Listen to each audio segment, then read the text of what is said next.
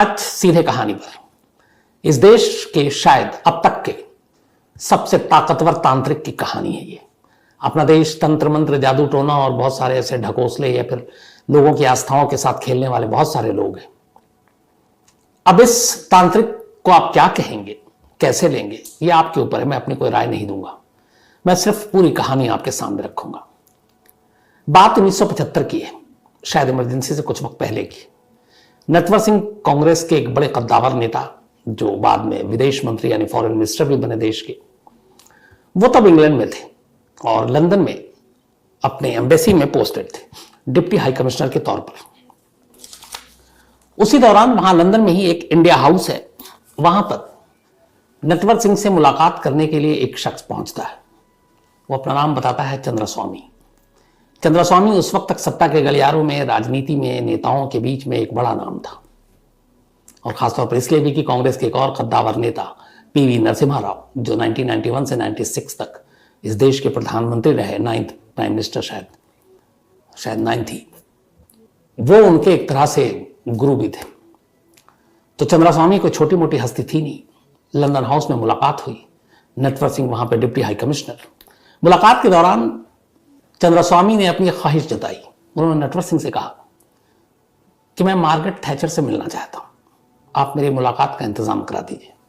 अब नटवर सिंह को यह बात बड़ी अजीब लगी कि एक तांत्रिक जिसके आगे ठप्पा लगा हुआ है, उनके वेशभूषा भी वैसे ही थे, कुर्ता, लंबी लंबी दाढ़ी, तिलक, ये सारी चीजें।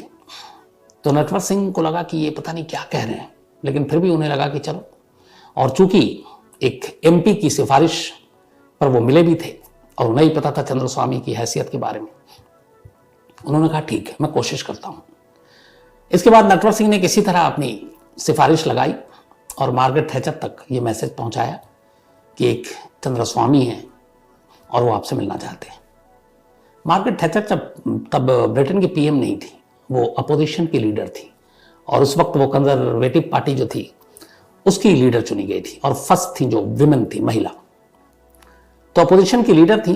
फिर भी नटवर सिंह जी के साथ रिश्ते अच्छे थे, उन्होंने मुलाकात का वक्त तय करा दिया और 10 मिनट दिया। मार्गरेट थैचर ने कहा कि मेरे पास सिर्फ 10 मिनट है, इस 10 मिनट के लिए मैं मिल लूंगी।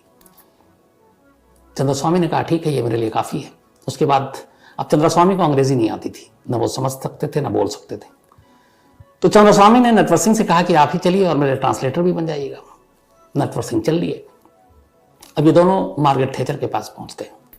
मार्गरेट थैचर भी देखकर चंद्रस्वामी को थोड़ी सी चौंकती है कि एक शख्स जो बिल्कुल माथे पे तिलक, लंबी लंबी दाढ़ी, पीले वस्त्र, एकदम बाबा टाइप। मार्गरेट थैचर को लगा कि पता नहीं क्यों मिलने आए, लेकिन वहां जाते ही चंद्रस्वामी ने 2 पेपर मंगाए। उन्होंने कहा मुझे 2 कागज चाहिए। कागज उनको दिया गया, मार्गरेट थैचर सामने है। इधर नटवर सिंह की भी थोड़ी सी हवा खराब है कि पता नहीं, वो एक ब्यूरोक्रेट, डिप्टी हाई कमिश्नर, एक अपोजिशन की लीडर, ब्रिटेन की वो भी, तो पता नहीं क्या कर रहे हैं, और कुछ बताया नहीं चंद्रस्वामी ने। 2 पेपर आया, उन्होंने एक पेपर पे पेंसिल से खाने बनाए, सीधी और लकीरें। अब उस पेपर पे उन्होंने 5 खाने बनाए, जो हम लोग गेम खेलते हैं कई बार काटने वाला, तो उस पर 5 बनाए। उसको एक साइड कर दिया और दूसरा पेपर उठाया और उसके 5 टुकड़े किए और 5 टुकड़े मोड़कर उन्होंने आगे कर दिया। इसके बाद उन्होंने मार्गरेट थैचर से कहा कि आपके मन में जो भी सवाल है वो इन 5 टुकड़ों पर लिखकर इन 5 खाने पर रख दीजिए। जो एक कागज पर उन्होंने 5 खाने बनाए थे। नटवर सिंह ने ट्रांसलेट करके मार्गरेट थैचर को बताया। मार्गरेट थैचर को लगा पता नहीं क्या ये बकवास है। अनमने ढंग से खैर उन्होंने 5 जो टुकड़े किए थे कागज के उसको उठाया और उस पर उन्होंने अपने सवाल लिख दिए और सवाल लिखकर उन खानों पर डाल दिया। इसके बाद चंद्रस्वामी ने मार्गरेट थैचर से कहा कि अब आपने जो ये 5 सवाल लिखे उनमें से कोई एक सवाल आप अपने मन में सोचिए। मार्गरेट थैचर सोचने लगी, मुंह से कुछ नहीं बोला। इतने में चंद्रस्वामी ने, जो वो मन में सवाल सोच रही थी, अब जाहिर सी बात है मार्गरेट थैचर तो इंग्लिश में ही सोच रही होंगी, चंद्रस्वामी ने हिंदी में उस सवाल को दोहरा दिया और नटवर सिंह से कहा कि इसको ट्रांसलेट करके सुनाओ। अब नटवर सिंह ने कहा कि क्या ये क्वेश्चन था जो आपके दिमाग में चल रहा था। पहली बार मार्गरेट थैचर थोड़ी सी चौकन्नी हुई और घबराई कि ये क्या है, मेरे मन की बात सामने वाले को कैसे पता।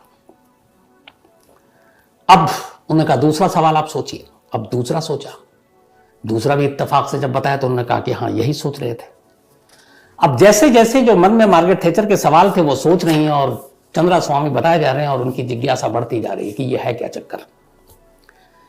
इसके बाद उन्होंने पांचों जो खाने पे रखवाया था वो सारे उसको एक एक करके उठ के जो उन्होंने सवाल लिखे उसके जवाब देने शुरू किए। उन्होंने कहा एक पर्ची उठाई और मैं आपको जवाब देता हूं, और वो जवाब देने लगे। अभी ये सिलसिला चल रहा था, वो पांचों पर्चियों के जवाब अभी और सवाल खत्म नहीं हुए थे कि अचानक चंद्रा स्वामी ने कहा कि अब शाम का वक्त था जब मुलाकात हो रही थी कि अब सूरज डूब गया है, अब मैं किसी भी सवाल का जवाब नहीं दूंगा। ये बातचीत यहीं खत्म। 10 मिनट का जो वक्त दिया था मार्गरेट थैचर ने, उससे ज्यादा का वक्त हो गया था, लेकिन थैचर खुद नहीं कह रही थी कि मैं 10 मिनट से ज्यादा नहीं मिलूंगी, बल्कि वो चाहती थी कि अभी और बात हो। और चंद्रा स्वामी ने एंड टाइम पर कह दिया कि अब सूरज डूब गया, आगे कोई सवाल जवाब नहीं। अब थैचर को लगा कि ये क्या है, तो उन्होंने कहा कि नटवर सिंह से मुझे कुछ और सवाल जवाब पूछना है। तो उन्होंने कहा नहीं अब जवाब नहीं देंगे। तो उन्होंने पूछा आप कब जवाब देंगे। सीधे उन्होंने नटवर सिंह ने ट्रांसलेट करके चंद्र स्वामी ने पूछा कि अब कब। तो ये एकदम अचानक बोलते हैं चंद्र स्वामी की, बोल दो अगले मंगलवार को दोपहर 2:30 बजे तुम्हारे घर पर, यानी नटवर सिंह के घर पर, जो उनको सरकारी घर मिला हुआ है ब्रिटेन में। नटवर सिंह इसका जवाब नहीं देते, चंद्र से स्वामी की तरफ देखते हैं और कहते हैं कि तुम क्या बात कर रहे हो, ये इंडिया नहीं है कि जब जहां जिसको चाहे बुला लिया। यहाँ पे हर एक ये अपोजिशन लीडर हैं, इनके अपने 10 रूटीन हैं, इनकी पता नहीं पूरी कब किससे मिलना है, वह वक्त हो ना हो, और आप सीधे कह रहे हो कि मंगलवार 2:30 बजे मेरे घर पे आ जाओ। ये मुंह उठाकर कहाँ से चली आएंगे। बोला मैंने जितना कहा आप सिर्फ ट्रांसलेट करके बता दो, मंगलवार 2:30 बजे तुम्हारे घर। नटवर सिंह ने जैसे ही ये बात कही थैचर को, मार्गरेट थैचर ने फौरन कहा कि ओके डन। अब यहां नटवर सिंह परेशान हो गए कि ये क्या चक्कर है। उसके बाद उसी वक्त मार्गरेट थैचर ने नटवर सिंह से उनके घर का एड्रेस लिया। एड्रेस लेने के बाद वो तय दिन आया और ठीक तय वक्त, अच्छा उससे पहले, चलने से पहले चंद्र स्वामी ने मार्गरेट थैचर को एक ताबीज दी और देकर उठकर चले आए दोनों। अब इसके बाद तय दिन आया, तय वक्त आया और मार्गरेट थैचर ट्यूसडे को 2:30 बजे चंद्र स्वामी से मिलने नटवर सिंह के घर पहुंच गए। घर पहुंचने के बाद उन्होंने पूछा, जो जिसके लिए वो आई थी, कई सवाल पूछे। फिर उन्होंने पूछा कि क्या मैं ब्रिटेन की प्राइम मिनिस्टर बनूंगी। 1975 की बात है ये, और अभी वो अपोजिशन की लीडर थी। चंद्र स्वामी कुछ अपने मुद्रा में गए, उन्होंने कुछ सोचा, उसके बाद जवाब दिया कि 3 से 4 साल के अंदर अंदर आप ब्रिटेन की प्राइम मिनिस्टर बनेंगी, और 9, 11 या फिर 13 साल के लिए। नटवर सिंह वहीं मौजूद थे। अब उन्होंने कहा कि ये क्या बोल रहे हैं, बट चंद्र स्वामी बोल गए कि आप 3 से 4 साल में, मतलब 1975 की बात है, आप ब्रिटेन की प्राइम मिनिस्टर होंगी, और आप प्राइम मिनिस्टर जब बनेंगी तो आप या तो 9 साल के लिए बनेंगी, या 11 साल के लिए बनेंगी, या 13 साल के लिए बनेंगी। इसके बाद ये सारे सवाल जवाब खत्म हो गए। मार्गरेट थैचर वापस चली आई, चंद्र स्वामी वापस देश आ गए। 1979 में इलेक्शन हुआ ब्रिटेन में और मार्गरेट थैचर जीत गई और ब्रिटेन की प्राइम मिनिस्टर बनी, शायद पहली लेडी प्राइम मिनिस्टर। ठीक 4 साल बाद चंद्रा स्वामी की उस भविष्यवाणी के, और इसके बाद 1979 से 1990 तक, 1990 तक मार्गरेट थैचर ब्रिटेन की प्राइम मिनिस्टर रही, कुल 11 साल। चंद्र स्वामी ने 3 से 4 साल की भविष्यवाणी की, सही निकली, और चंद्र स्वामी ने कहा कि आप 9, 11 या 13 साल रहेंगे, वो भी सही निकला, और 11 साल वो उस देश की प्राइम मिनिस्टर रही। बाकायदा इस पूरी भविष्यवाणी और इस बातचीत और इस मुलाकात को लेकर जो बातचीत हुई है, वो मैं एक किताब है जिसमें इसका जिक्र भी है।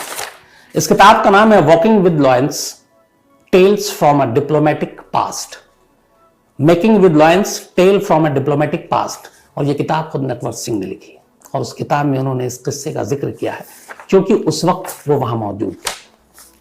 ये पहला किस्सा था जो बहुत चर्चित रहा इनका।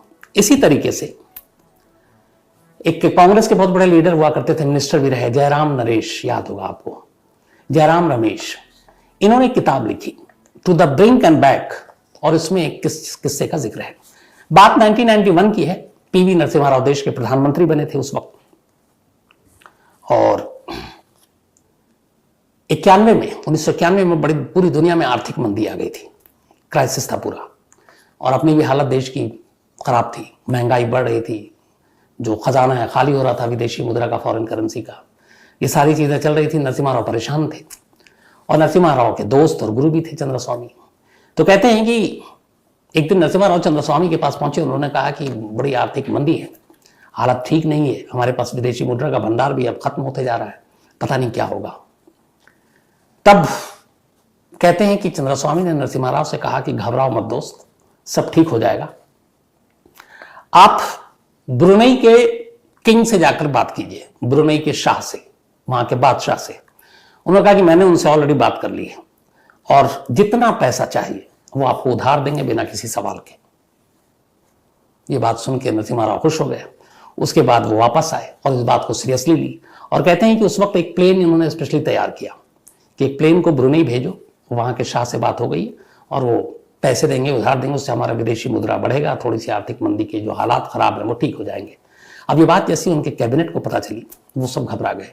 उन्होंने नरसिम्हा राव से कहा कि सर आप ये क्या कर रहे हैं, ये कोई दो दोस्तों या दो लोगों के बीच पैसे का लेन देन नहीं है, दो देश के बीच में है, और आप दो देश के बीच में सिर्फ एक चंद्रस्वामी ने फोन कर दिया और वो देने को तैयार, और हम प्लेन भेज के वो पैसे मंगा रहे हैं, इसका कोई मतलब नहीं है।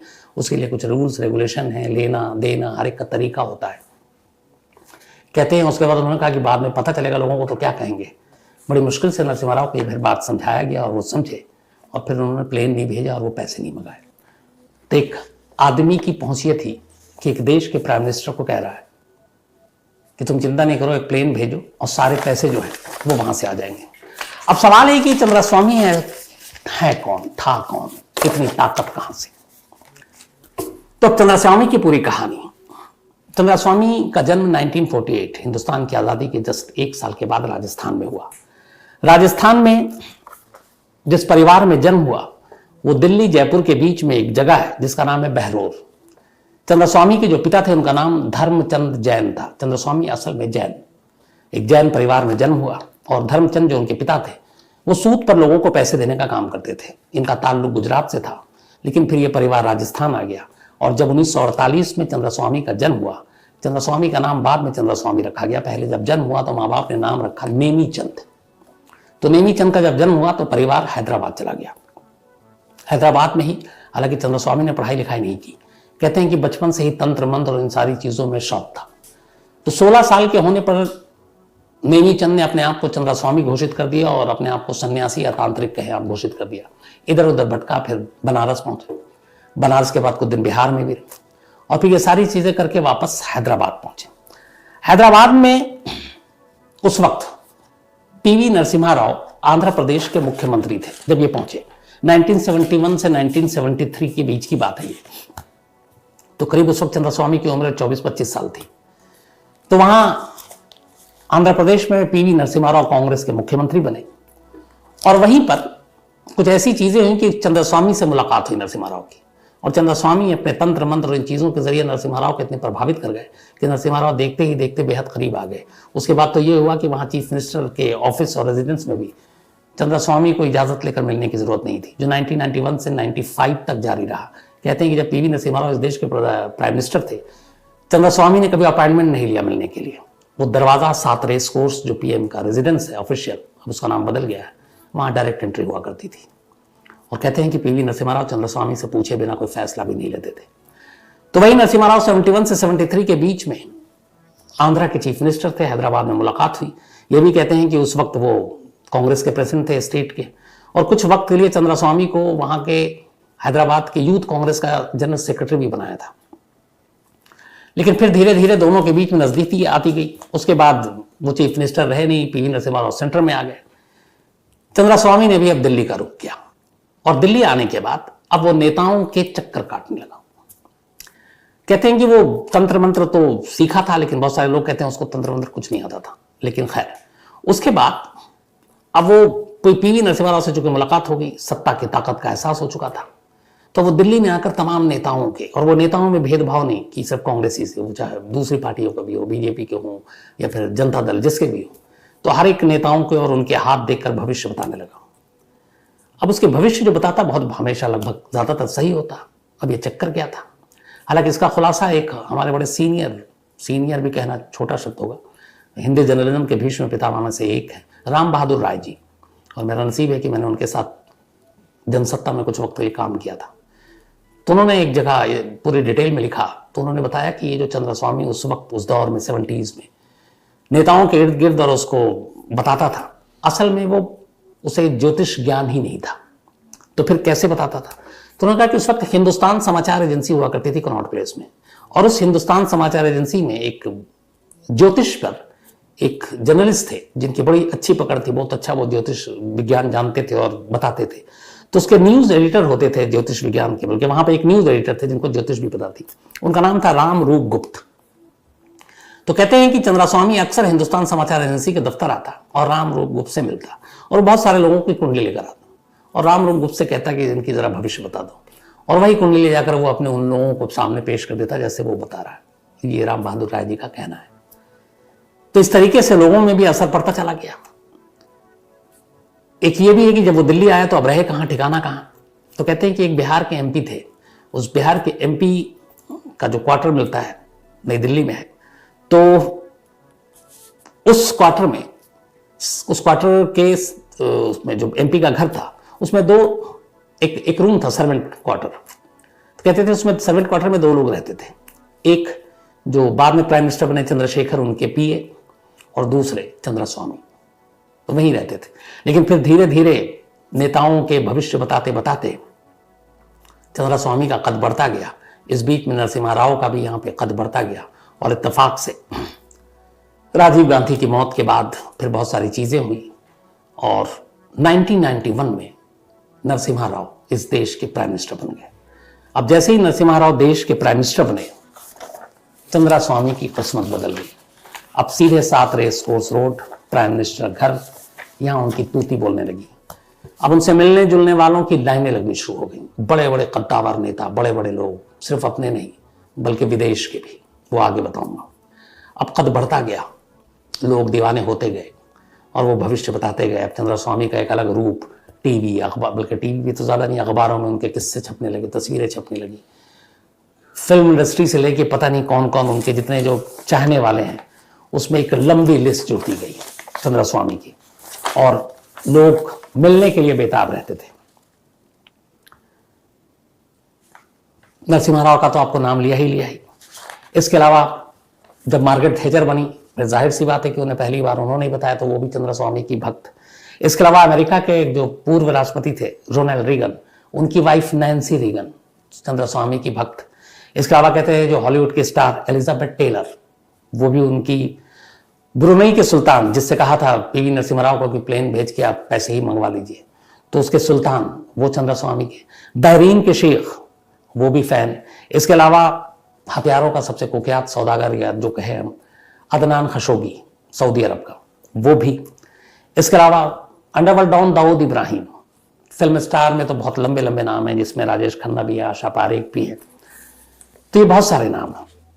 तो ये सारे दीवाने होते गए इधर, चूंकि एक तमगा भी मिला हुआ है कि चंद्रस्वामी ये प्राइम मिनिस्टर नरसिम्हा राव के बेहद करीबी, वो उनसे बिना सलाह के कोई काम नहीं करते हैं, और जो भी बताता है सही बताता है। तो हमारा देश वैसे अंधभक्तों का, जल्दी हम अंधभक्तों पे बिलीव करने लगते हैं। तो अंधभक्ति ऐसी होनी शुरू हुई कि चंद्रस्वामी देखते ही देखते बहुत बड़ा कद हो गया, सब कुछ ठीक चल रहा था। लेकिन फिर 95 आता है। इस दौरान में, इससे पहले अदनान खशोगी से नजदीकी होती है। अदनान खशोगी दिल्ली आता है, और कहते हैं कि इसमें अपनी खुफिया एजेंसी रॉ का भी हाथ था, क्योंकि हथियार अपने सेना और बाकी के लिए, तो वो सारी चीज़ें भी हुई। लेकिन फिर ये भी है कि उसने इसमें बहुत सारी दलाली भी ली, तो ये सारी चीज़ें चलती रही। फिर इसी बीच में दाऊद इब्राहिम के साथ नाम जुड़ा। हुआ ये कि बबलू श्रीवास्तव, जिसकी मैंने आपको कहानी सुनाई है, वो अपने देश में किडनैपिंग किंग, सबसे बड़ा किडनैपर वही। तो इसने जब ये गिरफ्तार हुआ था 1993 में, बल्कि 93 में नहीं, सॉरी, उससे पहले 1989 में इसने बताया, किस्सा बताया बबलू श्रीवास्तव ने जब ये अरेस्ट हुआ था, कि 1989 में दाऊद इब्राहिम ने चंद्रस्वामी को 3 किस्तों में एक बहुत बड़ी करोड़ों में रकम दी थी, जो हवाले के रास्ते चंद्रस्वामी ने देश के बाहर पहुंचा दिया था दाऊद इब्राहिम ने। और पहले दाऊद इब्राहिम के लिए बबलू श्रीवास्तव काम भी करता था, लेकिन 1993 ब्लास्ट के बाद वो अलग हो गया था। अदनान खशोगी से भी हथियारों की डीलिंग और दलाली के लिए चंद्रास्वामी पर इल्जाम लगा। ये सारे इल्जाम लगते गए।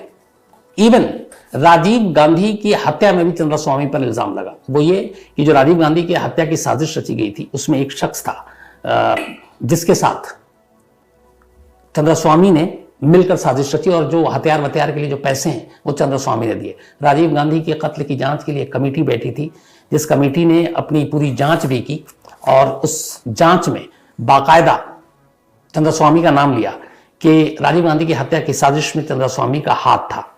लेकिन हालांकि अदालत ने किसी उस कमेटी, जैन कमीशन की वो रिपोर्ट थी, लेकिन कोई माना नहीं अदालत ने। लेकिन इसका नाम जुड़ा, वो खशोगी के साथ जुड़ा, इसके अलावा दाऊद के साथ जुड़ा, कुछ नहीं हुआ। एक याद होगा आपको 1982 में मिस इंडिया हुई थी, पामेला बोर्डेस। उनके बड़े किस्से हैं, कभी मैं सुनाऊंगा क्राइम तक कहानी में ही। डेली मेल को एक इंटरव्यू दिया था पामेला बोर्डेस, और पामेला बोर्डेस को लेकर चंद्रास्वामी के किस्से बहुत सारे चर्चा में रहे। एक इंटरव्यू में पामेला बोर्डेस ने कहा था कि अदनान खशोगी और चंद्रास्वामी, इन दोनों के लिए वो एक सेक्सुअल प्रेजेंट है और बड़े बड़े क्लाइंट, और उनके लिए वो न सिर्फ पेश होती थी बल्कि पेश किया जाता था। और 1989 में ही पामेला की ये सारी कहानी सामने आ चुकी थी। तो कुल मिलाकर चंद्रास्वामी के बाद, उसके बाद जो खबरें आई वो ये था कि कैसे चंद्रास्वामी अपनी ताकत, पॉलिटिकल, फिर इस तरह की मॉडल्स और इनको सेक्स, वेपन, हथियार, खशोगी, मनी, इन सब का मिला के कॉकटेल करके पूरा एक धंधा करता था। इतना ताकतवर हो गया था कि कोई उस पर हाथ रखने को तैयार नहीं था, क्योंकि उसकी सीधी पहुंच प्राइम मिनिस्टर ऑफ इंडिया तक थी। लेकिन कहते हैं कि हर जो ऊंचाई पर जाता है वो नीचे भी आता है। 1991 से 1995 तक, बल्कि 5 से थोड़ा पहले तक, चंद्रास्वामी के दिन बड़े अच्छे थे। आलीशान फार्म हाउस साउथ दिल्ली में, कुतुब इंस्टीट्यूशनल एनक्लेव के पास। और 1995 आते आते ये हुआ कि कांग्रेस के अंदर सत्ता को लेकर आपसी लड़ाई शुरू हो गई, क्योंकि नरसिम्हा राव पहले ऐसे प्राइम मिनिस्टर थे जो गांधी परिवार से नहीं थे, तो बहुत सारे और भी थे और वो साउथ से आते थे। राजेश पायलट एक धुरंधर नेता कांग्रेस के उस जमाने में, जिनके बेटे सचिन पायलट अभी राजस्थान की राजनीति में काफी नाम है। तो वो होम मिनिस्ट्री में थे, शायद स्टेट होम मिनिस्टर थे, और उनको चंद्रास्वामी बिल्कुल नहीं भाते थे। उनके पास बहुत सारी कंप्लेंट आई कि कैसे चंद्रास्वामी के ताल्लुक दाऊद इब्राहिम से हैं, कैसे राजीव गांधी की हत्या की साजिश में भी शामिल है, और कैसे इसके अलावा हवाला और बाकी चीजों में भी इनका नाम है और इनका हाथ है। तो एक तरह से उस वक्त राजेश पायलट ने एक मुहिम चला दी चंद्रास्वामी के खिलाफ, और आखिरकार चलाते चलाते फिर यह हुआ कि चंद्रास्वामी के खिलाफ शिकंजा कसना शुरू हो गया कि चंद्रास्वामी को अब किसी तरह से पकड़ा जाए और चंद्रास्वामी के जितने ऊपर इल्जाम लगे हैं वो सब देखा जाए। इसी बीच में एक लंदन में एक गुजराती बिजनेसमैन था जिसने 1 लाख पाउंड की हेराफेरी और धोखाधड़ी के लिए चंद्रास्वामी के ऊपर इल्जाम लगाया कि उन्होंने ऐसा ऐसा किया है। ऑलरेडी राजेश पायलट चाहते थे कि किसी तरह से चंद्रास्वामी को निपटाया जाए, और उसी के बाद ये मुकदमा आ गया, और इसी मुकदमे के बाद फिर ये तय हुआ कि चंद्रास्वामी को गिरफ्तार करना है। और इसके बाद तब चंद्रास्वामी जो थे चेन्नई में थे, और 1995 की बात है ये। अभी नरसिम्हा राव प्राइम मिनिस्टर है, लेकिन पार्टी का दबाव है कि मामला संगीन है, गिरफ्तार करना पड़ेगा। उधर राजीव गांधी की हत्या की साजिश में भी अब नाम सामने आ रहा है, तो बाकी कांग्रेसी भी भड़क रहे हैं कि आप ऐसे शख्स को कैसे आप बचा सकते हो। तो 1995 में एक गुजराती बिजनेसमैन ने, जिसका नाम लखू भाई पाठक, 1 लाख पाउंड की हेराफेरी का इल्जाम लगाया। इसी मामले में ईडी ने एक मुकदमा दर्ज किया, और फिर state home minister Rajesh Pilot की हरी झंडी मिली, और उसके बाद कहा गया कि गिरफ्तार करो। इस केस के दर्ज होने के बाद 2 मई 1996 वो तारीख थी जब चेन्नई के एक होटल में चंद्रास्वामी को गिरफ्तार किया गया और दिल्ली लाया गया। दिल्ली लाने के बाद, हालांकि कहते हैं जब ये होटल में थे, इनके एक और भी, चंद्रास्वामी के बहुत सारे भक्तों में एक और भक्त थे, सुब्रमण्यम स्वामी, जिनको आजकल आप बहुत सुनते होंगे टीवी पे। बहुत वकील भी हैं, बहुत तेज तर्रार, ज़हीन भी हैं, लीडर भी हैं। तो डॉक्टर सुब्रमण्यम स्वामी का भी नाम है चंद्रास्वामी के भक्तों की लिस्ट में, जो उन्हें मानते थे। तो उस चेन्नई में जिस रात की गिरफ्तारी हुई वो पहुंचे भी थे, हालांकि अफसरों ने, सीबीआई के जो लोग थे उन्होंने मिलने नहीं दिया। फिर चंद्रास्वामी को गिरफ्तार कर दिल्ली लाया गया। दिल्ली में उनके खिलाफ बाकायदा मुकदमा दर्ज किया गया। फिर मामला कई, चूंकि मनी लॉन्ड्रिंग, हवाला का था, ईडी, जिसका आजकल आप बहुत नाम सुनते हैं, इन्फोर्समेंट डायरेक्टरेट यानी प्रवर्तन निदेशालय, उसने एक के बाद एक कई मुकदमे दर्ज किए। और चंद्रस्वामी जिनकी तूती बोला करती थी, बड़े बड़े लोग जिनके दर्शन के लिए तरसते थे, जिनकी मां की जब मौत हुई थी राजस्थान में, तो कहते हैं 40 से 50 हजार लोग शामिल हुए, जिसमें तमाम बड़े नेता और अपने फिल्मी दुनिया के, हॉलीवुड के, बॉलीवुड के करीब, सॉरी हॉलीवुड के 20 से ज्यादा बड़े सितारे चंद्रस्वामी की मां की मौत पर पहुंचे थे। वही चंद्रस्वामी आखिरकार तिहाड़ पहुंचे और तिहाड़ में उनके खिलाफ सारे ये मामले, ईडी के करीब 9 बाकी चीजें वो दर्ज हुई। इधर नरसिम्हा राव 1996 में उनकी सरकार चली गई तो वह हाथ भी हट गया। चंद्रस्वामी के बुरे दिन शुरू हुए, लेकिन चंद्रस्वामी ने एक काम शायद अपनी जिंदगी में अच्छा किया, वो ये कि सिर्फ एक पार्टी या एक शख्स का दामन नहीं पकड़ा। हर पार्टी में चंद्रस्वामी के भक्त थे, क्योंकि हर पार्टी के लोगों के उन्होंने हाथ देकर भविष्य बताए होंगे, तो सभी दोस्त थे हर पार्टी में, किसी ने विरोध नहीं किया। वरना इतने बड़े मामले में लोग बरसों जेल में सड़ते रहते। कुछ वक्त के बाद ही चंद्रस्वामी को हर केस में जमानत मिलती गई और वो बाहर आ गए। बाहर आने के बाद वही साउथ दिल्ली के अपने आलीशान फार्म हाउस में रहने लगे और इसके बाद बीच में बीमार भी। फिर 66 साल की उम्र में 23 मई 2017, 23 मई 2017 को बीमारी की वजह से दिल्ली के अपोलो हॉस्पिटल में बड़ी खामोशी से चंद्रस्वामी ने दम तोड़ दिया और इस तरीके से इस देश के सबसे ताकतवर तांत्रिक की कहानी का अंत हुआ। करीब 3 से 4 बार मुझे मौका मिला चंद्रस्वामी से मिलने का, और इसी कुतुब इंस्टीट्यूशनल एरिया के पास जहां चंद्रस्वामी रहा करते थे, तब मैं आज तक मेरी जनसत्ता में हुआ करता था और फार्म हाउस और ये सारी चीजें चल रही थी। चंद्रस्वामी के जेल जाने, जेल से बाहर आने, बहुत सारी चीजें उनको लेकर, सारी कहानियां भी जो आती थी तो कवर करने के लिए। चंद्रस्वामी के घर पर जब आप जाएं तो वो हर एक जिससे जो भी मिलने आता था बड़ा आलिशान वो है। और कहते हैं कि मुझे जो मेरे बॉस हैं वो कहा करते थे कि जब मिलना तो ज़्यादा देर तक आंखों में आंखें डाल के मत बात करना, वरना तू अपने सारे सवाल भी भूल जाएगा और भटक जाएगा, क्योंकि वो आपको अपने कंट्रोल में कर लेते हैं। तो मैं और भी डर जाता था, मेरे लिए सारी नई चीज़ें थी, नया नया तो जर्नलिज्म में आया था, ऊपर से क्राइम रिपोर्टिंग और ऊपर से इतने बड़े बाबा जिनके लिए प्राइम मिनिस्टर भी कभी अपना दरवाज़ा बंद नहीं करते थे।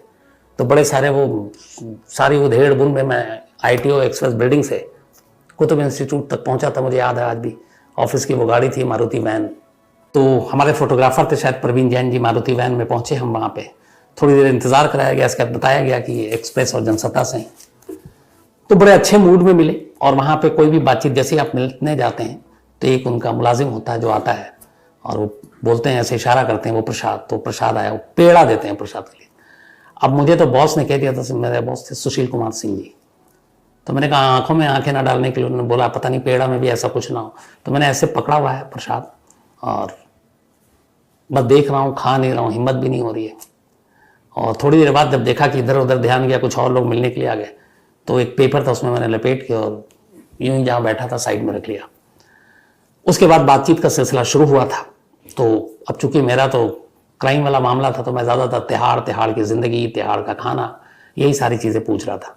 और मेरा ये जानना था कि वो दिन कैसे रहे तिहाड़ में। हालांकि ये भी खबर थी कि तिहाड़ वो चंद्रस्वामी गए ज़रूर, लेकिन अब जिसका हाथ मतलब प्राइम मिनिस्टर से दोस्ती हो, बड़े बड़े लोग हो, और अपने चाहे वो फिर पुलिस वाले में या कोई और हो, वर्दी के पीछे होता तो इंसान है। तो कहते हैं कि तिहाड़ की वो खबर भी की थी मैंने कि तिहाड़ के अंदर भी चंद्रस्वामी के लोग मुरीद हो गए थे, जेल के स्टाफ भी, कि स्वामी जी आप हमारा भी भविष्य बता दो, हम कब तक यहाँ रहेंगे या कब यहाँ से जेलर बनेंगे या किसी और जेल जाएंगे या क्या होगा। तो अब जब आपके मुरीद हो जाएंगे तो फिर तकलीफ क्या है। और इडली शायद ज़्यादा पसंद था खाने में, तो कहते तिहाड़ में वो भी मुहैया कराया गया था चंद्रस्वामी को। तो मेरी 2-3 मुलाकात हुई और हर मुलाकात में एक चीज़ तो मैंने महसूस किया कि अगर वो आदमी सामने बैठकर 5 मिनट किसी से बात कर ले तो फिर वो उसको अपने उसमें ले लेगा, फिर आप शायद अपने ही वश में ना रहे। ऐसा मुझे मतलब अंदर से फील हुआ। अब ये पता है ये सच है, ये जो बॉस ने कान में कहा था कि ज़्यादा देर देखना मत, वो एक दिमाग में आपके पहले से बैठ जाता है, तो वो था या क्या था मुझे नहीं मालूम। लेकिन हाँ, आपको मिलने के बाद लगता है कि कुछ जादू सा हो रहा है। ये मतलब मेरा अपना तजुर्बा था। तो ये थी कहानी चंद्रस्वामी की, जिसकी फरमाइश शायद कई लोगों ने तो 1-1.5-2 साल हो गए होंगे करते हुए, पर अब बारी आई है। और इसकी बारी इसलिए भी आई कि कल रात को किसी शख्स का फोन आया था और बातचीत हो रही थी, और इत्तेफाक से वो भी इस चंद्रस्वामी के पूरे इंसिडेंट और तिहाड़, आजकल तिहाड़ का मामला चल रहा है लॉरेंस के चक्कर में, तो बात हो रही थी। तो उसने याद दिलाई कि याद है जब तिहाड़ के तुमने सवाल पूछे थे तो मैं खुद ही भूल गया था। मैंने कहा हाँ मुझे याद आया। तो फिर उसी वक्त कल रात को मैंने सोचा कि क्यों ना चंद्र स्वामी की कहानी आपको सुना दूं। तो आज ये कहानी थी, पता नहीं आपको अच्छी लगी बुरी लगी, जैसा भी हो आप बताइएगा जरूर, पर मैंने पूरी ईमानदारी से सुनाने की कोशिश की। अब कहानी खत्म करूं उससे पहले अपना वही सिलसिला, आज नवीन जी का बर्थडे है, तो हैप्पी बर्थडे नवीन। और मुकेश जांगिड़ जी ने भेजा है, इनके बेटे हैं ये। इसके अलावा मोहम्मद अमजद का भी आज जन्मदिन है, हैप्पी बर्थडे मोहम्मद अमजद साहब। इसके अलावा मौसम सिंह, इनका भी आज जन्मदिन है, और चंदन सिंह की वाइफ है ये। अब मौसम सिंह इन्होंने सही भेजा कि नहीं मुझे नहीं मालूम, क्योंकि मैंने 2 बार चेक किया, मौसम है या मौसमी है, ये चंदन सिंह जी आप जाने, लेकिन फिर भी चंदन सिंह जी की पत्नी जो है उनका आज जन्मदिन है, तो बहुत बहुत बधाई। इसके अलावा मोहम्मद तौफीक, इनका भी आज जन्मदिन है, हैप्पी बर्थडे मोहम्मद तौफीक। तौफीक से नाम याद आता है, पुरानी दिल्ली में एक बहुत मशहूर तौफीक बिरयानी वाला है, उसकी बिरयानी अच्छी होती है। इसके अलावा हिमाली विथलानी है, इनका भी आज जन्मदिन है, तो हैप्पी बर्थडे हिमाली जी। और संजय की बहन है ये, और जूनागढ़ गुजरात से। मोहम्मद फैज, इनका भी आज जन्मदिन है, हैप्पी बर्थडे फैज। और शमशीर जैन, इनके बेटे हैं। इसके अलावा मोंजीत दास, तो मोंजीत दास का भी आज जन्मदिन है, हैप्पी बर्थडे मोंजीत। और साथ ही जय भारद्वाज, इनका भी आज बर्थडे है, हैप्पी बर्थडे जय भारद्वाज जी। अमित टाटानगर से इन्होंने भेजा है। स्टीव अधिकारी नेपाल से हैं, और इन्होंने कहानी की फरमाइश की। इसके अलावा आतिफा नाज हैं, इन्होंने भी एक कहानी की फरमाइश की है। दीप नारायण सिंह जी हैं, थैंक यू सो मच आपके प्यार भरे मेल के लिए। इसके अलावा करमवीर यादव हैं। बहुत सारे लोगों ने कल मेल लिखा कि चंडीगढ़ पुलिस ने तो केस सुलझाया नहीं, सीबीआई ने भी 4-5 साल क्या किया, और क्यों नहीं कल्याणी से उसी वक्त पूछताछ किया। आपके सवालों में दम है, और सीबीआई ने भी करीब 4 साल ली। और हालांकि ये कहना कि कल्याणी का राज 4 साल बाद खुला, ये भी गलत है। कल्याणी का नाम परिवार ने पहले दिन से लेना शुरू कर दिया था, लेकिन सीबीआई ने तब भी कल्याणी से उस वक्त पूछताछ नहीं की। फिर मैं वही कहता हूं कि जब बड़े लोगों का केस होता है तो कहीं ना कहीं एजेंसियां फूंक फूंक कर कदम रखती हैं, जबकि होना ये नहीं चाहिए। तो कहीं ना कहीं चाहे चंडीगढ़ पुलिस हो या सीबीआई, दोनों ने ही इस केस को अगर 7 साल तक नहीं सुलझाया गया तो इनकी गलतियां और बहुत सारी गलतियां हैं।